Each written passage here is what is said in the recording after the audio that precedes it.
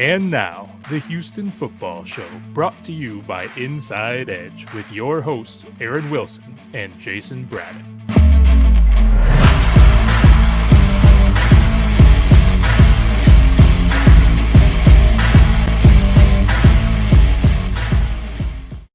Welcome into the Houston Football Show, brought to you by Inside Edge. Yes, we have brought on our new title sponsor, Inside Edge. You'll find out a lot about them, including their insane stats you're not going to find anywhere else.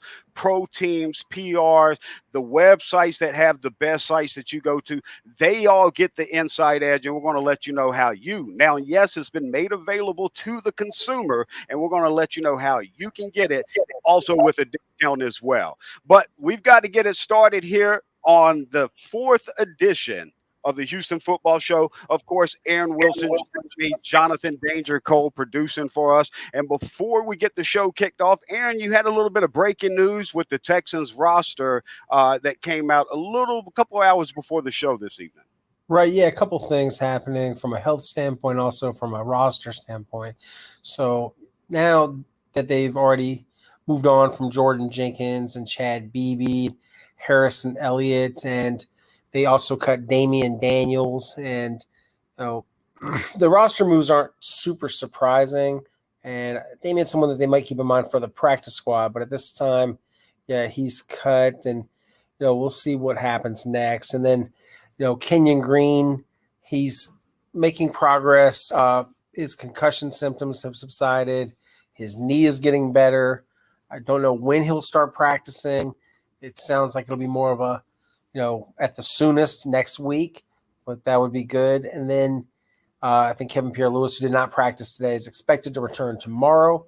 Meanwhile, look for Garrett Wallow, ankle, and Christian Harris, hamstring, and Anthony Auclair, knee, to miss this game. Chester Rogers is finally back, and so he'll get into the mix, a wide receiver, as he tries to make a late bid here to try to get a spot. And yeah, that's mostly what's going on with the team. And then they have to cut 5 more players after this next game against the Rams. I'll be traveling. Right. You got to get down.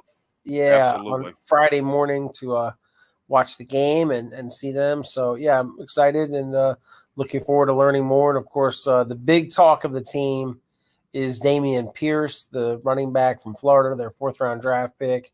Had an outstanding debut. He was powerful. He was explosive. He was all football player. I like the way he blocked. I like how physical he was. And there was a play that I thought said a lot about him and really his football character and hustle and toughness. He is the target on this pretty bad Jeff Driscoll pass that's deflected and intercepted. He goes down to the ground. He jumps up and he starts shoving people away from him, blockers that were in his path, and he makes the tackle by the sideline. And he had to run a long way to do that, which showed some speed, but it was not just speed. That was want to. I mean, I know it's just a preseason game, and I don't want to attach too much meaning to one play, but Jayson, I thought that play said something. Sometimes plays say something about a guy's attitude, and and then talking to him afterward, you probably saw some of the videos of him and just kind of how feisty he is and how emotional. I think this guy is going to be a real fan favorite. And at one point he was kind of, tapping himself on the chest, and you could tell he was ready for more. Like if he had played, he had 5 carries for 49 yards. So a little more burn for this guy, Jayson, and he looks like he could be a 100-yard rusher. Now we have a debate. Is he going to be running back 1? Or do you give Marlon Mack more time because he's a rookie and, you're not really worried about titles on who's starting and all those things. It's more about touches. Right. And my opinion on that's been clear since day one. I felt like Dameon Pierce coming into camp, like there was no one on his level. Studying his film coming out of Florida, watching what he did against that Georgia defense, which was like the 33rd NFL defense with all their prospects coming out. And a shout out to our title sponsors, Remarkable by Inside Edge. This is one of their stats I thought that was very impressive, and it kind of points to that first game. And Aaron talking about Dameon Pierce averaging 9.8 yards a carry, almost 10 yards a carry. Dameon Pierce, 1 out of every 4.5 rushes he had in 2021 went for 10 plus yards. That's an insane stat for me. And then we see him average almost 10. Like you said, Aaron, yes, to put it in there, it is week 1 preseason, and you're going against backups, especially with him coming in the second quarter as well. But man, there's a lot to be excited for. I absolutely believe he's RB1. And I think they may need to add a younger guy. We'll get back to some more of the week 1 standouts here in a second, Aaron. But I want to go back and touch on some of the moves you talked about. Firstly, you mentioned Damian Daniels, and I felt like he's a luxury piece. Possibly gets claimed, but if he goes through waivers, I could see a team that's possibly out there needs this big nose that can stop you on 3rd and short, 4th and short, because you watched him in Saturday's game, and he was just a mound to move. And I thought you brought up a great point, and I want to make sure we bring this back up, that you said that this is something to where if they are able to go back and get him again with a 16-player practice squad, he could still be in those plans if he doesn't catch on somewhere else. Absolutely. And, it's very competitive. So when you're talking about, you've got a draft pick in Thomas Booker, and he was pretty good. And, right. This was a little bit of an eye-opener game with him. And then Kurt Hinish, who I thought has been really, really good in practice. As Lovie Smith said, when you're a nose tackle and you get a sack, that's outstanding. Right. And he was moving pretty well, and he just never stops. He's always coming at you. And I wrote a little bit about him today. And, and where can they find that at? I wrote that for KPRC2, click2houston.com, and proud to be a contributor with Randy McElvoy and Ari Alexander and Chancellor Johnson, those guys. So, yeah, it's nice to work with them and do some television and writing and helping them with their website. And, yeah, it's a great group, and that's awesome. You can check him out at Pro Football Network. He is their NFL insider and Texans insider at KPRC2 as well, providing content. Aaron's doing it all, and obviously the co-host here with me on the Houston Football Show as your Texans insider. So we're going to continue to pick his brain as we get him for that first 30 minutes of the show, and then I go solo in that second half. So while we have him here, let's take advantage. You touched on a couple things there at that defensive tackle position. Them waiving Damian Daniels. You talked about Kurt Hinish as well. Thomas Booker, the draft pick. There's been guys that have really stepped up that D tackle position. What's really stood out to me is just, if I put it in one word, is just balance. These guys have so much balance. They can hold up to the double teams. And it leads me to this next category I want to run through with your expertise, Aaron. Surprise cuts. I've got a couple guys here I want to throw to you. Tell me if, Jayson, you're seeing it wrong or this is what I'm hearing. But at that D tackle position, Ross Blacklock, we're in year 3. This is supposed to be the big year 3 for the prospect, former second-round pick. And we're still seeing a one-dimensional player that's aggressive, active hands. All of that looks good on pass rushes, but you've got so many D tackles in depth that can provide that value and anchor against the run game. And I'm still not seeing that from Blacklock. Could he be a surprise cut? I don't agree. I just have a different opinion on fair. Ross. Yeah, and that's okay. That's the thing. We can respectfully disagree, unlike some people, their discourse. I thought that Ross, I feel like we're talking about me. No, I'm just kidding. No. There was some others.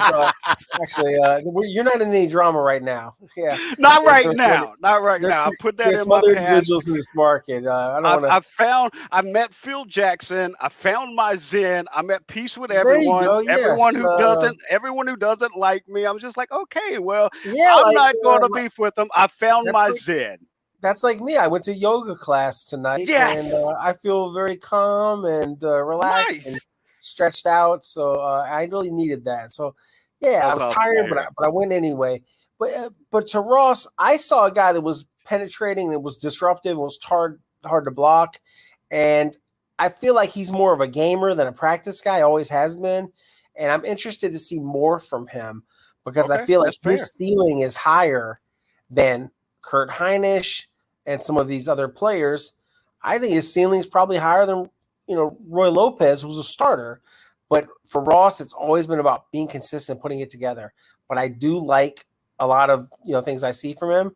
I wonder if they showcased him and some of this plethora of linebackers, might they Right. be able to get a trade going, maybe get a tight end, get something else. We just saw one today, and it's not Texans news, but you reported on it. What was the trade that went down earlier? I believe the Titans. So it is some AFC South news. Tyree Wasn't it? Gillespie was traded from the Las Vegas Raiders to the Titans, and it's for a conditional draft pick. So he goes from Las Vegas to the Titans, who have injuries with Hooker, is injured, Amari Hooker, and another injury at safety. So they're banged up at safety, and John Robinson, their general manager, makes a move with Dave Ziegler, the Raiders general manager, and so they get that done. And it looks like Tyree, fourth-round pick from the previous regime, just wasn't in the plans, and he mostly played special teams as a rookie. But, yeah, that was an NFL trade, and, it's it's always fun. I got a heads up, and I was able to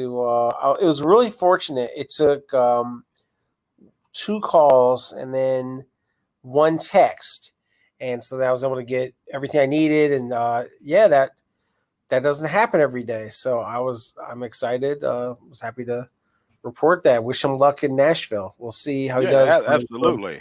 And you said there's an injured. You also had a little Florida man news, right? Did you say something about an injured hooker in Nashville? Amari Hooker. Okay. That's on me then. Amari Hooker is injured, and so they have some depth issues at safety right now in Nashville. And then there was a torn ACL, Javin White. He was wave injured by Chicago, but yes, there was a fair amount of injuries here and there. He's too professional for me. I try to bring him down to my level. Aaron's too professional for me. I'll let you make it, Aaron. So you were touching on, getting back in all seriousness, about that linebacker depth on top of the Ross Blacklock. So rolling back into my next surprise cut, and again, you kind of mentioned it. Jalen Reeves-Maybin led the entire team as a vet who just signed a 2-year, $7.5 million deal this offseason, had a team-high 57 snaps and 9 plays on special teams. Now, you touched on it that they may have been spotlighting some players for trade. Do you believe that's the case with Reeves-Maybin? And why would it make more sense for a trade to spotlight them than an outright cut? Well, sometimes you hope you can get something back, and you look for opportunities. So if you're Nick Caserio, you're always working the angles. It's a chess match. You're thinking, you're networking, you're calling around, you're paying attention to reports and seeing, is there anything to them? Is someone not getting a lot of work? All those things. So actually, a lot of times what happens is if someone's a local reporter and they have some good information, well, I'll give you an example. So like Elliott Wolf from the Patriots, he's on Twitter. He doesn't ever tweet, but he's following me. So he is looking for information. And it's not always like roster moves or contracts. It might be something else. But they are looking, and everyone's paying attention to everything. And there's just a lot of information, and you have to consume it, and you have to get the right information, and you use it and apply it. Ultimately, you have to make a football decision. So if you're Nick Caserio, you can look at what are the merits of a trade. And he has shown in the past that he will make trades. He'll burn through late picks if he has to. We saw him trade for Ryan Izzo last year. Then he got rid of Ryan Izzo. We saw him trade for the quarterback who played for Cincinnati. Was it Ryan Finley? I think that's right. Yeah, Ryan Finley. Yep. They traded for him, and then they cut him and replaced him with Jeff Driscoll. So things like that happen. But as he said, I thought it was a good point by him, and I think he even said it like last year. We're always going to, take these shots. We're going to be aggressive. And I think you can't be afraid to fail. You have to accept that sometimes you'll be wrong or the player just won't pan out. But I like the fact that he's willing to make these moves. And you remember a few years ago, they weren't doing a lot. Remember in the Rick Smith era, there wasn't a lot of bold moves. And then Bill O'Brien, after years of frustration with that approach, started making some big moves. Boldest move Rick ever made was a good move football-wise was trading up to get Deshaun Watson. And Yeah, he had some absolutely. other good picks like J.J. Watt, et cetera. But yeah, I digress. The thing about what they're doing, it wouldn't surprise me. They're third in the waiver order, so maybe he'll do some waiver Absolutely. claims. Yeah, Yeah, but absolutely. Take advantage of the that. makeup of And this roster is very fluid. There are going to be more changes. now, staying on that defensive line, I want to go. We touched on Ross Blacklock, Jalen Reeves Maben in that linebacker group. Derek Rivers is a name I want to bring up to you because we saw the 2 sacks. You were talking to him there at the presser today after practice about one of those pass rush moves as well. But for me, what I've seen with Derek Rivers and a vet this late, I know he's got the ties to Caserio in New England, but I see a situational pass rusher. Yeah, he had one special team snap last year. You know, played on special teams, but he didn't record any tackles, if I recall. Um, the depth at that defensive end position, I can't see how he makes the team. Is this going to be a surprise cut for fans Well, that see he had 2 sacks? I I mean, he was cut last year, so he did make the roster. He's a little quicker this year, and he's a player that they really like his personality. He's a former Patriot and a really good guy. Think very highly of him, but I would say the oboe is a little better than him. In fact, maybe not just a little, maybe a lot better. So Obo Okoronkwo, to me, Rasheem Green, Jerry Hughes, Mario Addison, John Grenard. So you Right, got about 5 defensive ends there, and then is there going to be a 6th? right. We'll see. Yeah, And and there's that, no real that combo guy except there's only one guy that I think can play inside or outside, and that's Rasheem, and that makes him yeah. really valuable. And I could see Rasheem, if you were to tell me that Jerry's not going to start and that Hmm. Rasheem is going to be every down type of guy, I'd be fine with that, especially at his age. And I think he's someone they might want to do another deal for if he pans out the way I think he can. So what if you have Green and Grenard? We'll see. I think ultimately Grenard will play more snaps probably than anybody else on Right. the defensive line.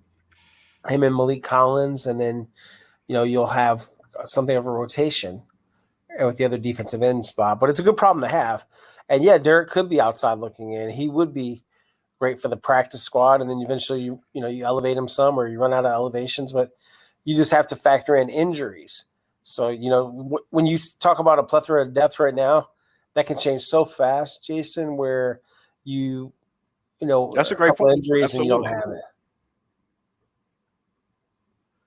No, I'm just saying. I think you bring up a great point there with the injuries factor. We're still, just to throw that out there, we're still early in the preseason here. You still got preseason week 2, They're preseason doing week it. They're doing 3. a nice job of, I think, trying to give guys the proper amount of rest, give them time to get healthy, and yeah, I think they're doing it the right way. As far as the training staff with Roland Ramirez and strength coach and Mike Eubanks and everybody else that works there, or even nutrition with Lad Harris, and that came a long way. By the way, way off topic, but these guys used to get like chicken tenders and burgers and fries in the old days, like Gary Kubiak, Rick Smith days.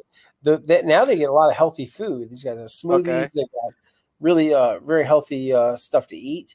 And everybody Nice. talks about Lad. They brag on him, but he might be kind of their secret weapon is the food that comes from this guy. Wow. Okay. All right. All right. There's a secret weapon. That's a little tidbit. I did not expect to know the Texans' secret weapon is in the food. It's in the food, just like I guess HEB down here. That's our little secret. All right. So I got one more surprise cut before we move into the threeest biggest positions of needs. I want to throw to you and see if you agree with these or not. I actually like the disagreement because it just gives that back and forth on different things you're seeing, and as we all know in sports and in evaluation, beauty's always in the eye of the beholder. And I want to find out what your eyes beholding at that left guard position. You talked earlier about Kenyon Green coming back from the concussion and the surgery this offseason. I don't think he's going to be ready for week 1. So you're going to look at one of these vets and the guys that have been competing there, Max Sharping, Justin McCray, Scott Quesenberry. You talk about the depth on the defensive line, then we talk about who you possibly keep on offensive line. It's hard to keep the talent that's on the D line if you want to keep 10 O line. And I don't think they want to keep 10 O line. I think they want that versatility so they can keep 9 or possibly even less. So if that's the case, uh Quessenberry financially doesn't make sense to cut, and I don't think there's that big of a space between him, Sharping, and McCray. But there's 2.3 to 2.5 million in cap savings if they cut McCray or Max. Whoever loses a start left guard position between McCray and Max Sharping, do you believe there's a chance that they're a surprise roster cut? It won't be Justin McCray getting cut. I can tell you that. He can play center or either guard spot. He's very reliable. So can Quisenberry. I mean, all their interior guys for the most part can play. I mean, we don't see Sharping repping. Here's how I think it may go. I think Quisenberry probably sticks. They're probably going to have to cut Jimmy Morrissey and put him on the practice squad if he doesn't go somewhere. Of course. Right. Then Sharping, if he's not starting in front of, Justin McCray, if Kenyon Green can't make it back in time, I think it's going to be touch or go. One person told me today they wouldn't be surprised if Kenyon wasn't back this week even, although I think he's got to practice starting tomorrow for that to happen. He'd have to get, under the concussion. Wow. protocol. So you think it's that, from what you're being told, it's that close to him returning? There's some optimism in his camp that he is really feeling good. Well, let me run through this with you. Just play the numbers game with me. So you know how difficult it is to keep 10 on a 53 at that offensive line position. So with that in mind, let's just quick rundown. Tunsil 1, right? Titus 2, Justin Britt 3, AJ Can 4. And now let's get into Kenyon Green. He's obviously taking a spot. That's 5. All right. And then you have to go Justin back McCray, up tackle. 6, Charlie Heck is 7. I say Austin Deculus makes it. And so now you're at 8. And then what about Cedric O'Brahe? I mean, we're talking about, I know he just came back from injury, but he's been repping ahead. Hurt a lot. So, yeah, I mean, that's fair. I'm not sure I trust him from a health standpoint. I think I'd rather have Heck and Deculus. Oh, wow. So if you're Cedric keeping – out. All right, so then you just put them out there. So we're still right around 10 there. So are you keeping Quisenberry, Max, and McCray? Does Scott and McCray make it? Yeah, I mean, I think that's possible. And Max, it's a little probably one too many, but I think there's a chance there. Yeah. And see, if you cut those 3, and Quest can rep the center, left guard, and right guard, and whether you think he's better than McCray or McCray's better, to me, I don't think the plus or minus is that vastly different between those two. Quisenberry gives you less than $400,000 of cap savings if they decide to cut him. It wouldn't be a money decision at all. Right. Yeah, if you cut McCray, it's 2.3 and Max is 2.5. I'm taking the extra $2 million in savings, and I'm not having that fall off. And these guys are only playing if Kenyon Green's not able to stick it out at that left Max guard looked position. okay to me. He's never really risen to the occasion since his rookie year, but it just comes back to, I would say he would be cut if you feel good about Kenyon. And if you don't feel good about Kenyon's health, then you might need Max, because you could probably make the argument, well, he's a little bigger and stronger than McCray, and maybe you feel a little bit better about him with his starting experience next to Laremy Tunsil. I think it's a tough debate for them, and that's why we enjoy having the other reason you have to have another center or two is because Britt's knee is always something that you have to worry about. Fair point. A great point, actually. I think that's a great point. And Scott Quisenberry, actually, I'm not sure if it was you asked the question, who asked in the media scrum today, but they were talking about Quisenberry and the different positions he plays, all 3 on the interior. I think it was Brooks Copina, actually, for the Chronicle. And so the question to him was the interior of the offensive line and being able to snap center, and Quisenberry saying, well, almost all the guys can do that now on this team. So they've really done a great job with depth there. But I want that to take me into my 3 biggest needs before we have to hit our first break here. 3 biggest positions of needs. Again, Aaron, you never beat around the bush with me. That's what I love about you. Tell me if I'm not seeing it straight, or tell me if you disagree. I think these are the 3 biggest positions of needs. Number 1's left guard. We just talked about it. It's sounding good that Kenyon's coming back. He's missed a lot of camp. I don't know if he's going to be plug and play week one after the time he's missed and the injury's working back from. And so, if that's the case, Max McCray there at that left guard, I don't feel great about it. Is this, I mean, I think it's one of the biggest positions of need on this roster right now. Fair or not fair? I mean, I don't feel great about it. I would feel differently about it if Kenyon was healthy, but he's still working on that. I worry about the interior line in general here. Oh, really? Even with Britt and Can, like, they pretty much out there and everything. Or are you talking about going back to Britt's knees? Ken didn't really have the greatest tape last year for the Jaguars. I mean, he's solid, but nothing special. And then Justin, even when he's playing, he's good.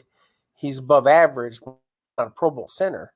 So yeah, I mean, it's a deal where you have two talented tackles and the guys inside are not as talented. Fair enough. All right, let's move. Yeah, let's move on to that next position number 2. This isn't going to shock anybody. They tried to trade for Adam Shaheen with a 6th-round pick. Obviously, the pick was voided because they found the injury there on the physical or the knee problems there on the physical. Yeah, exactly. Not a ton of action from Farrow today. We did see him in and out there with the team drills and all that. But we also saw Teagan and Shrek also repping with Mills there with the 1. And it's quite alarming to see, Tunsil, Davis Mills, all the Brandon Cooks, all the ones and talented players, and you look up and there's Teagan and Shrek at tight end possession. That's flashing red alarm. They have to do something here, I think right? they're trying to that waiver position you were talking about. Yeah, I think they're trying to see, do these guys fit in these situations. I thought they were going to move on a tight end this week after the Shaheen thing didn't pan out. Right. And they've yet to, 2 days through, have a tryout. So we'll see if Nick, before they go to Los Angeles, organizes one or makes some sort of other move, or if he waits until next week or the week after. But he can definitely get through these preseason games with the current personnel, even with Eau Claire injured. But yeah, second position of need, tight end. And then I'm kind of on the fence on whether I think they're worse off at running back or receiver. I'm actually not feeling that bad about the receiving core. I think that Chris Moore and Dorsett can hold it down and kind of be splitting up what I would call the number 3 receiver role. And who knows, maybe the targets are higher for Brevin / Farrell Brown over there at tight end than the third receivers. But I might agree with you. I think it's more of the running back as well, more than a receiver. I just think we need to see a little more from Mac. Are you talking about more repetition or more flash? We need to see him cut it loose. We need to see something. Okay. We see it sometimes in practice. We don't see it always. That's where I'm at as well. I'm like a broken record on this, but I think even though he says he trusts it, you got to see it.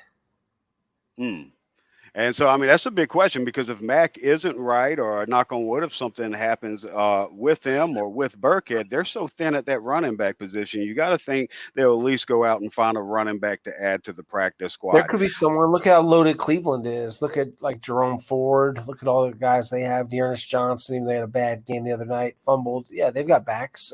Maybe they'll have one that's available. We'll see. Yeah, and he also talked earlier about the Texans having that third position in waivers, and that goes all the way through week 3 of the regular season. All right, we're going to come back, and before we let Aaron get out of here for the evening, we're going to hit a quick 1-minute break from our title sponsors, the Inside Edge. You've got to check out the Remarkable by Inside Edge stuff. I'm going to let the commercial just say it all for me, and then we'll come back. We'll let Aaron run through the rest of the week 1 standouts before we let him go on.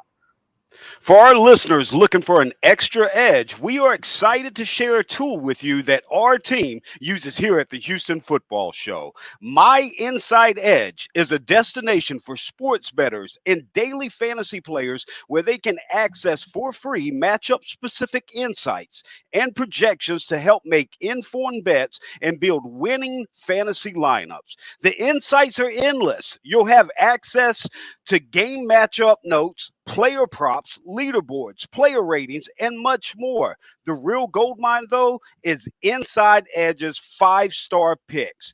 During the 2021 NFL season, their five-star picks were wildly successful. They were 34-14 against the spread, a 70.8% success rate.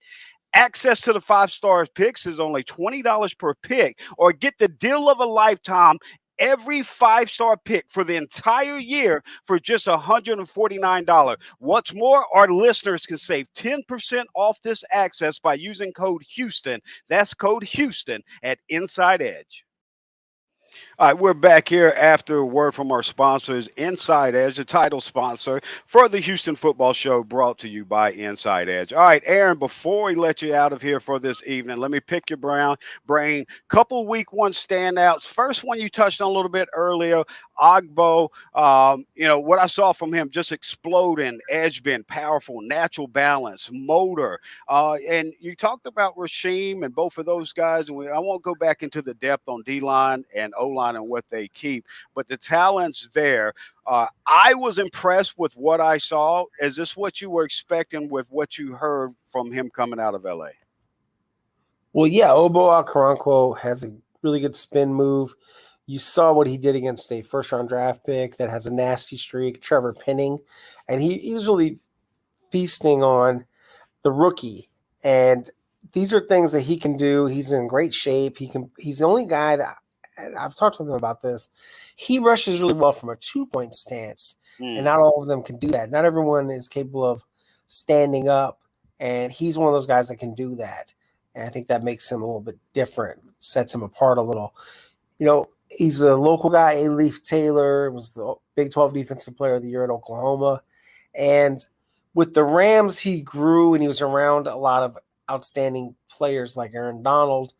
And, I was surprised there wasn't a little more attention. I know he didn't have great production, but he didn't get to play as much because of the talent that they have in their front seven. They had Von Miller. They have a lot of guys. But when I look at him and the way he's playing now, I think he's really hitting stride. He's coming into his own. But, yeah, I'm very excited about seeing more from him. Here's a guy. Texans had 4 sixth-round picks. You talk about how Casero loves to move around. Like, picks are like water for him. He just acquires them with ease. And me being a draft nerd, I love it. I mean, I'm in heaven just watching all the action. You watch the NFL draft this year, and every 2 seconds, the Texans' names being mentioned, moving up, moving back, acquiring picks. And it's not just moving to move. It's like pre-calculated. We talked about on one of the previous episodes, Aaron, how when they moved back from 13 to 15 to take the guy they wanted all along, Kenyon Green, he acquired 3 other picks that he used each one of those picks to acquire 3 other players in this past draft. It was basically, I know it's an old overused adage, but he was playing chess while everyone else was playing checkers with it. So, I mean, it's great to see from the GM here with the Texans. But one of the trades he did make, sending one of those 4 sixth-round picks out in 2023, was a linebacker in that crowded group, Blake Cashman. What did you see from Cashman this past weekend? Well, he's very active. He's an instinctive guy. He can run. As Lovie Smith said, he fits the profile of what they're looking for in a linebacker. And it's really competitive. And they're going to have to make some tough decisions. Jalen Reeves-Maven hasn't looked like a former second-round pick, really, to me in camp. He hasn't looked like Blake Cashman. He hasn't really even looked like Kevin Pierre-Louis. And they have big plans for Christian Harris, and Christian Kirksey's not going anywhere. Garrett Wallow is one of the most improved players on the team. Kamu. They're stacked. Kamu's one of the best off-the-ball linebackers as far as TFLs in the league. So, you can't keep all these linebackers. You normally have 2 of them on the field at once, in most of their schemes. They call it a 4-3, but how often are you in the 4-3 and how often are you in nickel? So I look at it and I think most of the time it's going to be Kirko and Kamu, and then you got to build in some playing time for the Christian Harrises and guys like that have a future. I could see them trading one of these guys or cutting a player. You'd be like, wow, I can't believe they had to cut him. Yeah, absolutely. You got Jalen Reeves-Maven, you got Blake Cashman, and you have Kevin Pierre-Louis. You could have more than one of those guys as an odd man out. And I think that's fair. Yeah, not bad, but he was probably a good practice squad candidate. But they have all these guys, and I think it's gonna be tough. That's where I think the cuts are difficult, is picking the linebackers. Yeah, I had to when I put out my 53, and Aaron, how difficult it is to try to guess what the front office is going to do and everything else. But I do want, just so people that's following along on social media, at Aaron Wilson _NFL, at Jayson Braddock on Twitter, so they can follow along and kind of see. Get running, Jayson. Yeah, I got to answer like one quick question, then I got to run. Well, go ahead, Aaron. I know you probably got calls coming in, some breaking news you got to handle. He's Aaron Wilson. Thank you for popping on again this evening. We'll see you next Tuesday as well, Aaron. Okay, thank you. Oh, yeah. All right, that's Aaron Wilson. Had to pop on, and throughout different episodes, you've already seen this. He's going to have to come and go during the episodes. We're going to typically have him the first 30 minutes or so of each show. But as calls come in and breaking news, he's going to have to pop off. So we're going to let him go a little early today. And I just want to touch on a couple more of those week one standouts before we put a bow on it. Tremon Smith, there had been some talk that maybe he's in a position battle there at the cornerback position. And what I was telling Aaron right before we let him go is that Cashman, I kept him on the 53-man roster, and I'm putting out this 53 and 16-man practice squad weekly now after each game, just so y'all can kind of get an idea of what we're seeing at practice and what our best guesstimate is. I mean, I have no clue what they're doing. I'm not Aaron. I don't have the inside sources on what all the decisions are going on behind the scenes. I'm just telling you what I see out there at practice, the evaluations, how they fit X's and O's wise, and then also the financial side and how that can play and factor into the equation as well. But a guy that was mentioned, and I talked about that linebacker position. I had to keep 7 linebackers with Cashman, and I wasn't able to keep Jalen Reeves-Maven. And I think he's probably a trade candidate. That's why we see him spotlight him. And the pick doesn't matter. You trade him out for a 7th-round conditional pick, and whether he meets the qualifications, you get the 7th-round pick or not, that's just the cherry on top. The benefit is if they just cut Jalen Reeves-Maven right now, if the Texans cut him now after giving him a 2-year, $7.5 million contract, it's like over $4 million in dead money, and there's no cap savings. So why not just take advantage of that and trade him if you can trade him for a conditional 7th? And so if you don't match the conditions, they don't even have to give up the pick, but you're getting that salary off your books to where, and it also changes that contract to where now the Texans only got like 1.5 to 2 million in dead money. So cutting that dead money more than in half.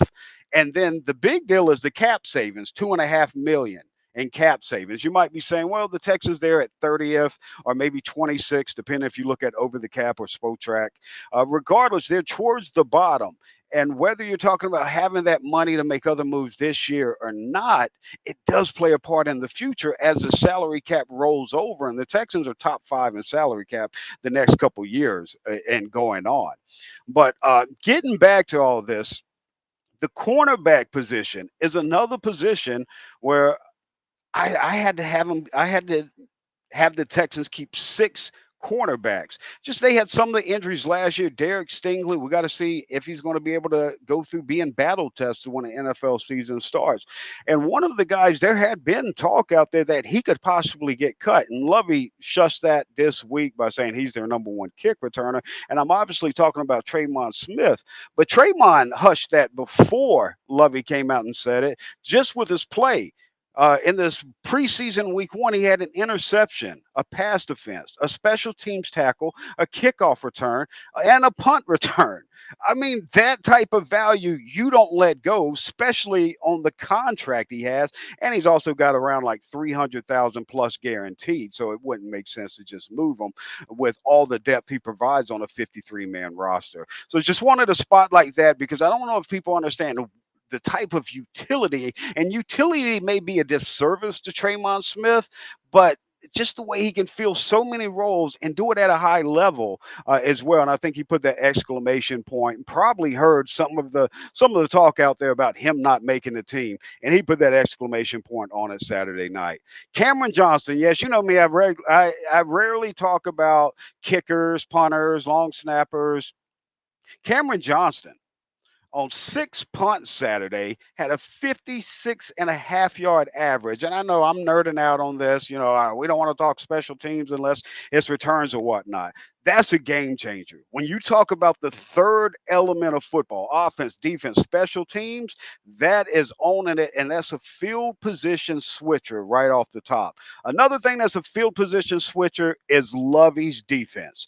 We've heard him talk this offseason about turnovers, turnovers, turnovers. That's the identity. We know it from Brian Urlacher and Lance Briggs, Peanut Tillman, and go on and on and on. What did Lovey's defense do in the first preseason game with him as a head coach? Yes, he was with the defense last year as D coordinator, so there is some chemistry. Still, don't blow up my Hollywood ending here. First preseason game right out the gate, 7 TFLs, 5 sacks, 4 quarterback hits, 2 forced fumbles, 2 fumble recoveries, 1 interceptions, 1 successful peanut punch, and a damn partridge in a pear tree. I mean, it was everything you could imagine from a Lovey's defense week 1 in the preseason in his first year as a head coach.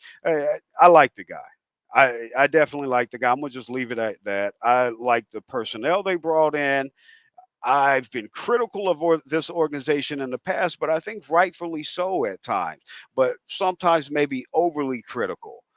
Right now, though, and let's go back to a word Brian Gain and Bill O'Brien had, alignment. So word they used before their 5-year arranged marriage fell apart shortly after year 1. This organization really has that alignment Brian and Gain and O'Brien spoke about in hyperbole. And it's fun to see. And then you look at the draft picks, and I've gone into it in the past. It's on the Twitter page as well if you want to check it out. So I won't rehash it here. All right. Before we get into the second half of the show, got a little catching up to do. Again, if you missed the beginning of the show, the breaking news on it, we landed the title sponsor that helps bring the show to you. So if you like the content that Aaron Wilson and myself provide here on the Houston Football Show, please go out and check out our sponsors. Give them your business so we can continue to grow this, because we do have some big plans for this, but we're going to start it off from the bottom, go at the pace that it goes at. But helping expedite that pace is Inside Edge. And I want to tell you about Remarkable by Inside Edge and what they provide. Here at the Houston Football Show, you'll hear us use all these insights that are generated, by the team at Inside Edge. These insights have been a real game changer in our game analysis. Like our podcast, you already heard me talking about the Damian Pierce stats, the Davis Mills stats, and I'll give you a couple more as we go throughout the second half here. I may have Danger chime in with some of these things as well, because the stats are so detailed and unique. They will paint a scouting report for a player for you without even watching the film. So it's great for me to be able to go back and mirror the two things up. But Inside Edge was founded over 30 years ago as a data and analytics provider for Major League Baseball clubs. If you've seen the movie Moneyball, then you know how Inside Edge works. The data, the analytics, the revolution of professional sports, they're a big part of that. They've been given this information or providing this information to professional sports teams for 27 years. And now fans can have access to the same insights and analytics used by these exact same pro teams for free at myinsideedge.com. My Inside Edge is a destination for sports bettor and daily fantasy players where they can find matchup-specific insights and projections to help make informed betting and fantasy decisions. Now, again, this is My Inside Edge used by PR departments and professional franchises themselves, the favorite sites you go to and get these mind-blowing stats, and you wonder, how did these guys in the media get this? How did these organizations get it? Well, they got the Inside Edge, and you too can get the Inside Edge as well. Go to insideedge.com and use promo code Houston. That's promo code Houston to save 10% right now. All right, we're going to get back into the show second half here. I want to bring my guy Danger in here, and haven't had a chance to properly introduce Jonathan Danger Cole and also his buddy Mark Larson. some days Danger will be with us, some days Mark will be with us, some days both of them will be with us. But they'll help me and chime in from time to time, especially in the second half of the show. As I don't like just talking to myself here, it makes it a little bit more interactive here. Danger and Mark are the founders and owners of iLogic Media, and they allow for us to put on this professional broadcast. So, Danger, welcome into the broadcast. I know you've been with us the entire time, but let's make sure your vocals are working. How are you, Danger? Jayson, I'm doing well, and look, I'm not getting paid extra here for this, but goofing off on this Inside Edge software, I now understand when you're listening to the Houston Astros broadcast, right? And Right. they say Jose Altuve leads the league in October when the temperature is below 72 degrees and steals when it's sunny out and partly cloudy. 100%. Exit velocity Right. on Tuesdays every other month. Yeah, exactly. I know where you're getting to, but That's where it comes from, right here, Inside Edge. It's crazy. it is, and I want to show it off a little bit more, but I want to do it where it's in a way to where the listeners are enjoyable. So we've got Texans fans here, and we did some digging. You did some digging on Davis Mills, and you were able to find some strengths and weaknesses that are broken down by Remarkable by Inside Edge. And I just want to go through them, like throw some of these things that you've seen in there, and you've got some positives and some negatives in there, and I think it paints a good picture statistically of where Mills struggled as a rookie and where he found success. And some of these are quite surprising.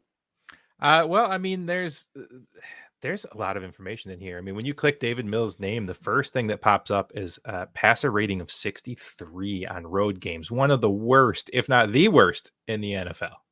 Yeah, I Interesting. mean, it is. And then I was mentioning that while I was reading the Mills on Mills, and while I was in there digging around, he had the top passer rating on scrambles last year. And it's Right. not like last 4 games of the season or second half, or like you were talking, some oddity stat like every other Tuesday of the month. It was for the entirety of last year. You take into equation Mhm. every NFL quarterback, and he had the top passer rating. And I mean, it blew me away.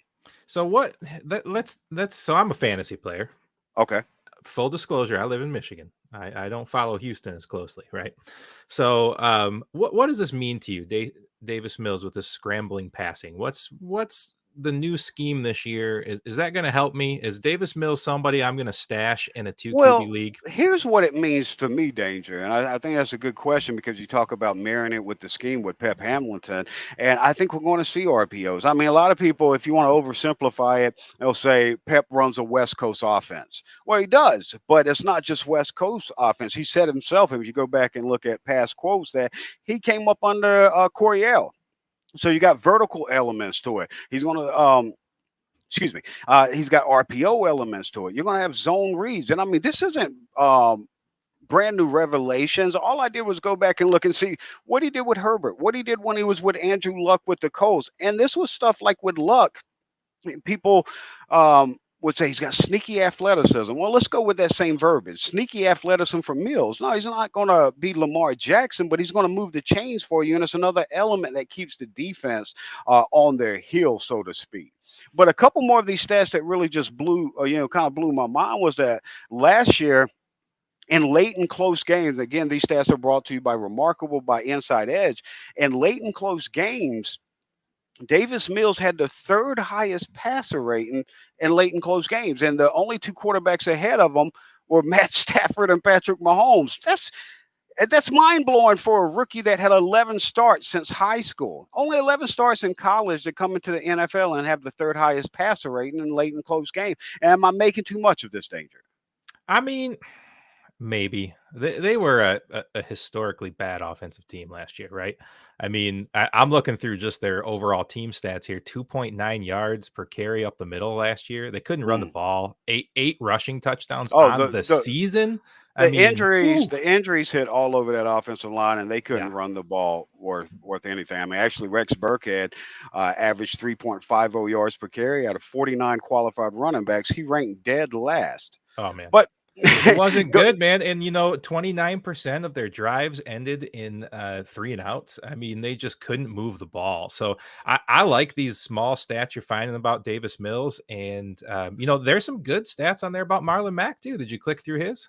Oh yeah, I've looked through a couple of them, but on Mills, just given that scouting report, the main thing that I really liked was just how it showed you what you saw on film. You also mentioned like, well, having a top passer rating on scramble, what does that mean to you? And to me personally, is I just watched film on him. I went back and watched every Davis Mills throw from last year, and when I came through it, I was like, wow, Davis Mills. And this is before we had these stats and knew that. I'm like, man, when Davis Mills leaks out right, he's insanely dangerous. And I put some clips out there. They're on the timeline at Jayson Braddock on Twitter. But here's some other things that marry up with what we've seen and you hear fans complain about. One of the things is that like Davis Mills always checked down last year. They just limited him in the offense. The stats support that. Inside Edge says that 74% of Mills's passes last year were 1 to 10 yards. That's the fifth highest among any quarterback, fifth highest percent. So it was dink and dunk. But I didn't know the disparity between him and shotgun and under center. And it's something that also makes me want to make a little mental note to watch for in the preseason and going into year two to see if we see that growth pattern. And where we saw was in shotgun last year, he had the 10th highest passer rating among all quarterbacks. But Sure. when he was under center, he had the ninth worst. And so it was a little bit surprising me that the disparity in it. And then one other area, and I want to move on this. I don't want to beat everybody over the head with all these stats. You can go check them out yourself now that they made them available to the fans at Inside Edge. Mhm. But one other thing that stood out to me, and this one. I didn't notice this. I'll be honest. When I studied the film and all this, I didn't notice. But he had 6 interceptions on just 49 pass attempts over the middle of the field. Mhm. Obviously, worst among all quarterbacks. And so it's great. Again, I want to put I want to put a. So what you're Uh, saying is he needs to scramble. They need to work him in some RPOs. They got to put him on the move. no, Um, and I and would the go one thing I see here, contrary to Jason, that. is that did you notice how accurate he was in 20-yard plus passing situations? But see that, and that's one of the points that I was making last week because I had heard this stat actually from somewhere else before that. This one had actually been out there that how great he was as a deep ball passer, and so that was the reason I went back because at camp he's missing the deep pass every day. He missed it again today, and Pep even had some comments about working through this, and like we talked about this and different things like that. So it's interesting to see him struggle with it on the deep pass in practice, and that stat being the way it is, how it just makes it sound like he's such a great 20 plus yard thrower. So I went back, watched every Davis Mills throw from 2021. What I came away with by the end of it, what I was comfortable with, is that 30 yards and in, Mills is going to put it in a bucket.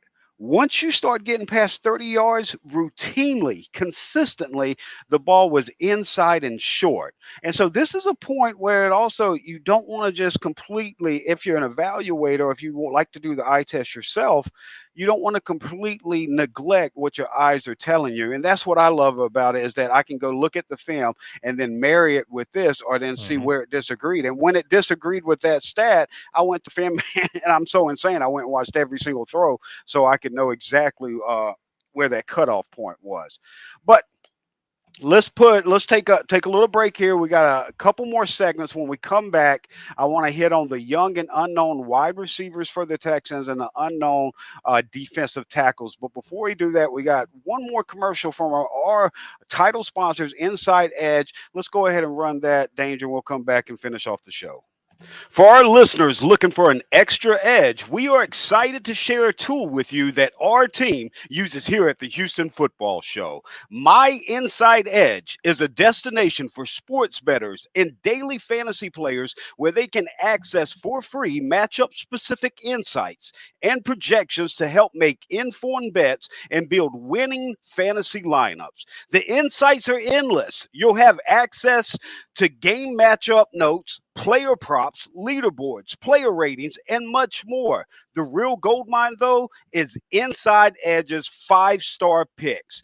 During the 2021 NFL season, their 5-star picks were wildly successful. They were 34-14 against the spread, a 70.8% success rate. Access to the 5-star picks is only $20 per pick, or get the deal of a lifetime every 5-star pick for the entire year for just $149. What's more, our listeners can save 10% off this access by using code Houston. That's code Houston at Inside Edge. Yeah, he sounds sexy, and definitely go check out the Inside Edge, the Houston Football Show. Last part of the fourth quarter, so to speak, to be cliche, I guess. Um, we're going to finish it off here, as I mentioned there, with the young and unknown wide receivers and the young and unknown D tackles. I want to start at that wide receiver position. And the guy I want to talk about, I put a video out today of Nico working after practice with Dylan Thompson. You probably heard me talk about him in the past. Former Gamecock quarterbacks, now they're with the Texans. And, obviously being a former quarterback, you can put the ball where you need to. And Nico's taking advantage of this. So I should say the Texans have taken advantage of it, but maybe more so Nico, as he's routinely been there after practice and even during practice on the side when he's not in reps or it's not a drill that he's a part of or not in a team period. He's on the side with Dylan throwing him and working different nuances of the game. Exactly what he needed to do. He's got the physical skill set, the body, and everything else, and he's got the ability. It's just the subtle nuances. And to see a player that understands that, then you have to buy in, because if they're willing to put in the work, and what I always tell my kids, man, it doesn't matter what you give in, what you don't have. If you have work ethic in this world, no matter what you do, you will outwork everybody and force people's hand, whether they like you or not. You'll force their hand just by outworking them. And so I won't go into a whole, speech or anything on it, but Nico buys in on Nico. And that's what should be exciting to Texans fans. All right. And the last part on Nico as well. The video's on the timeline as well. At Jayson Braddock. Also follow my co-host, NFL and Texans Insider for Pro Football Network, Aaron Wilson, at Aaron Wilson _NFL. The other thing, one of the videos I put out from this first preseason game is Nico blocking Bradley Roby, as if Bradley Roby, I don't know if they had beef in the locker room, Mr. Steal Your Girl situation going on. I don't know what was going on, but Nico blocked Bradley Roby. And again, I put the little quick highlight on the Twitter machine there, and he blocked him like a bulldog on a bone. And with the Texans wanting to upgrade that running game, let me take you back to the Kubiak era, where fans used to get upset about people raving about Kevin Walters blocking. But it was so good, you had to block. And if you go to the film, you would actually see why people who watched it and studied it, and Kubiak and the offense, Arian Foster, everybody would rave about it, because when they would run that stretch zone, when they'd get outside, and once you get to that second level, especially on the outside, you need those wide receiver to get that mesh point to wall off so that zone continues. And that's a big reason Arian Foster, the main reason was Arian Foster is the most instinctual runner I've ever seen. It was water. Running water is how smooth Arian Foster was, just instincts. If there was no hole, he would find one just off of instincts. It was better than vision. And so anyway, I digress.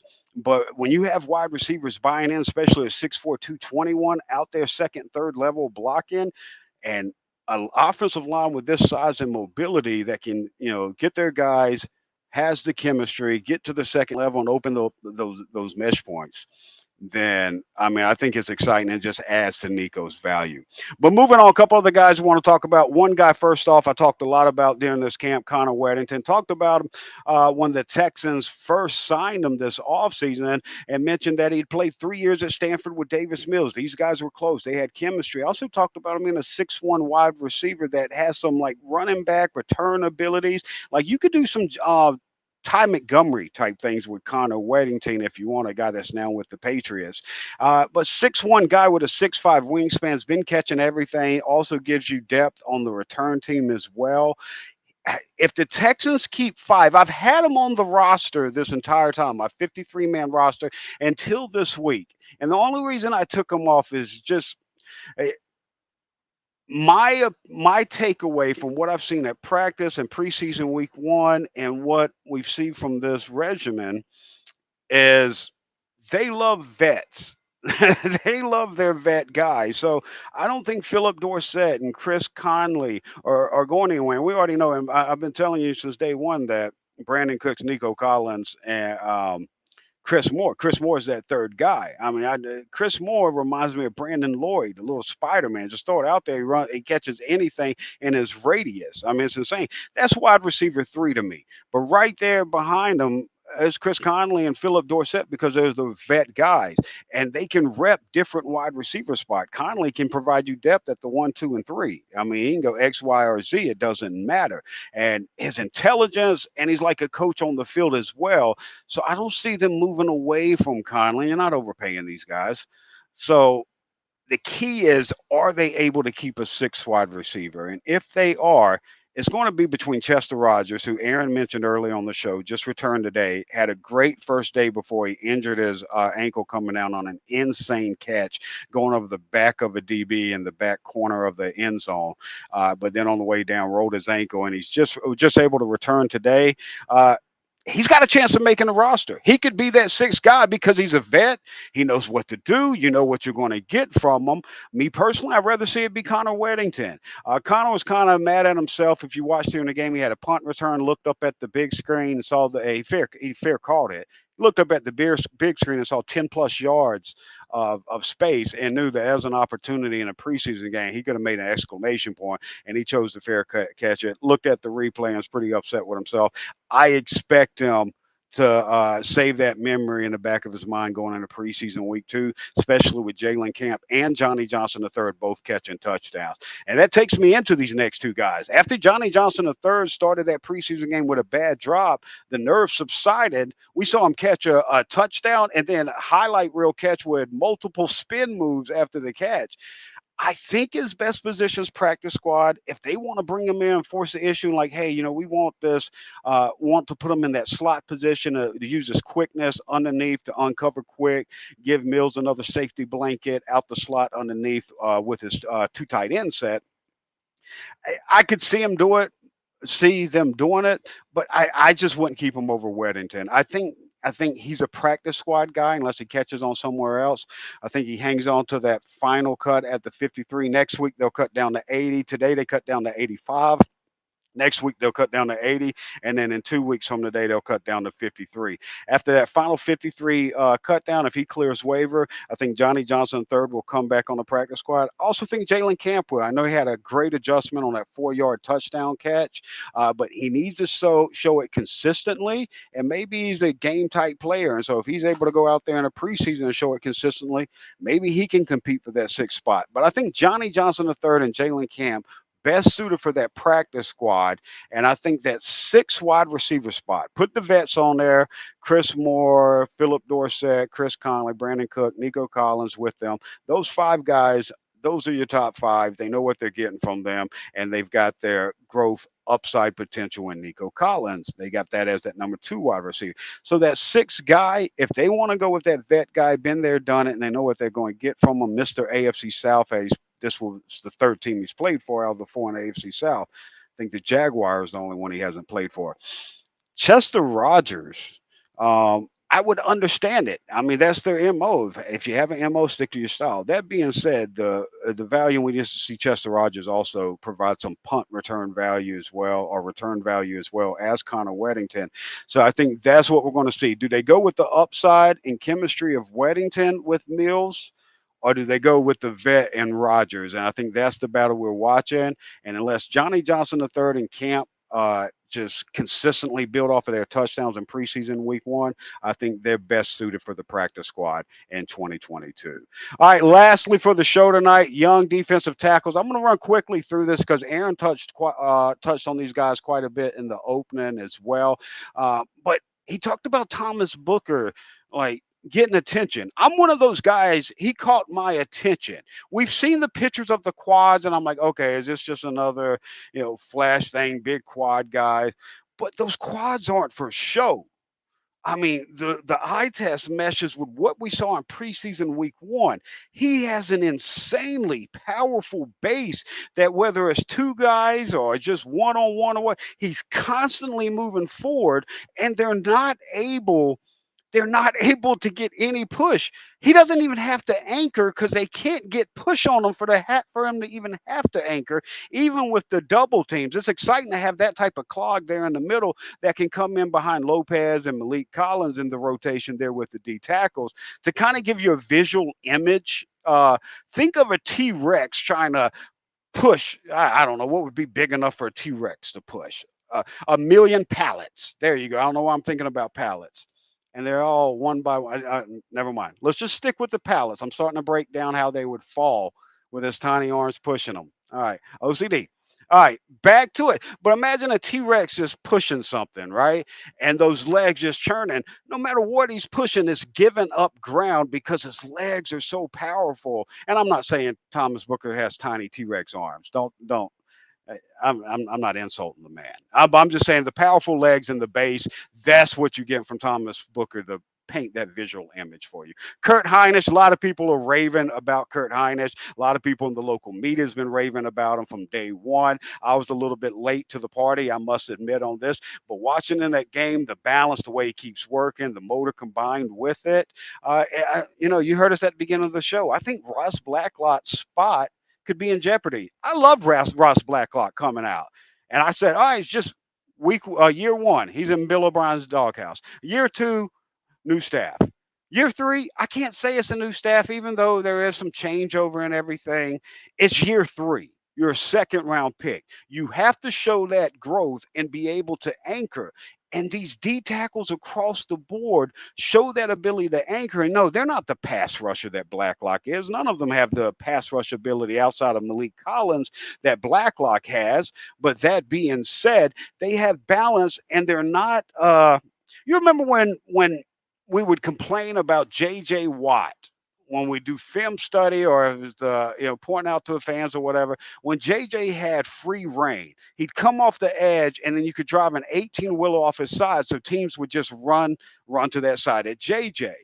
Well, with Blacklock, it's the same concept almost, except it's not him taking off upfield. It's him getting mopped 3 to 5 yards off the ball consistently with no anchor. You cannot be that big of a liability in the middle of a defense, especially an aggressive defense like Lovie Smith when it's wanting to come after turnovers.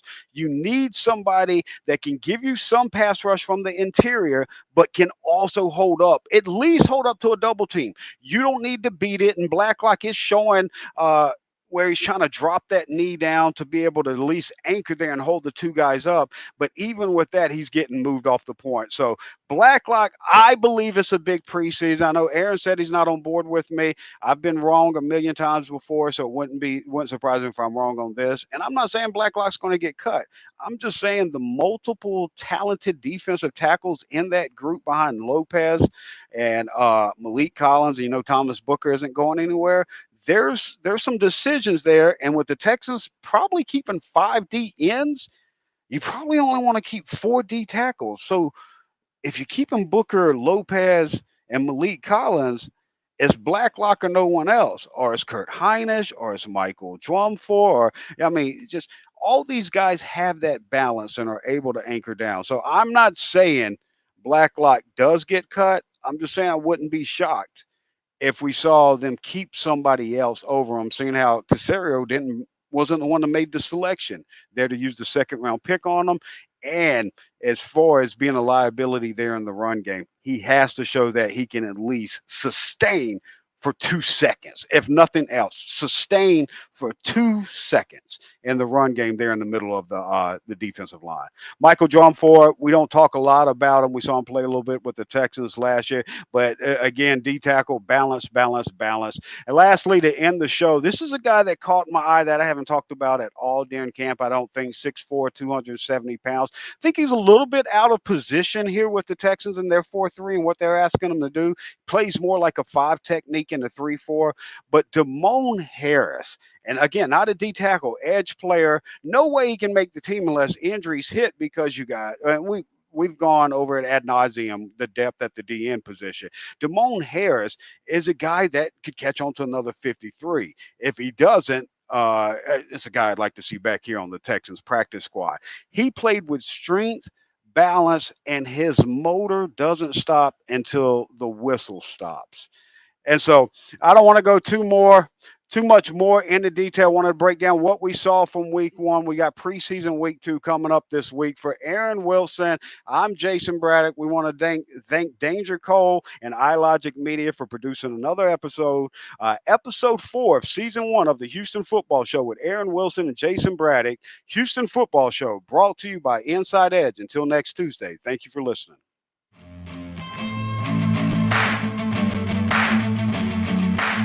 Thank you for listening to the Houston Football Show, brought to you by Inside Edge.